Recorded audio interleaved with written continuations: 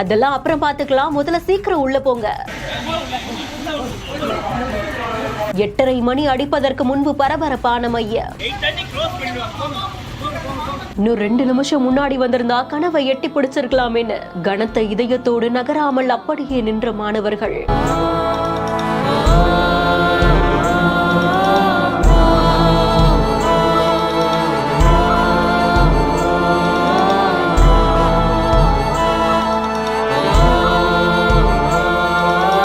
மத்திய அரசு தேர்வாணையத்துடைய UPSC ஒருங்கிணைந்த ராணுவ தேர்வுகள் நடந்திருக்கு. கோவையிலையும் 4 மையங்கள்ல தேர்வுகள் நடந்திருக்கு. 8:30 மணிக்கு கேட் பூட்டப்படும்னு ஏற்கனவே அறிவிக்கப்பட்டிருந்த நிலையில தாமதமா வந்த மாணவர்கள் உள்ள அனுமதிக்கப்படல. இதனால தாமதமா வந்த நிறைய மாணவர்கள் தேர்வு எழுத முடியாம அப்படியே திரும்பி சென்றிருந்திருக்காங்க. தேர்வு எழுத வரும் மாணவர்கள் செல்போன் உள்ளிட்ட மின்சாதன பொருட்கள் எடுத்துட்டு வரக்கூடாது அப்படின்னு சொல்லப்பட்டிருக்கிறதுனால அத்தனை மாணவர்களுமே சோதனைக்குட்படுத்தப்பட்டு அதற்கப்புறமா தான் தேர்வு எழுத அனுமதிக்கப்பட்டிருந்திருக்காங்க.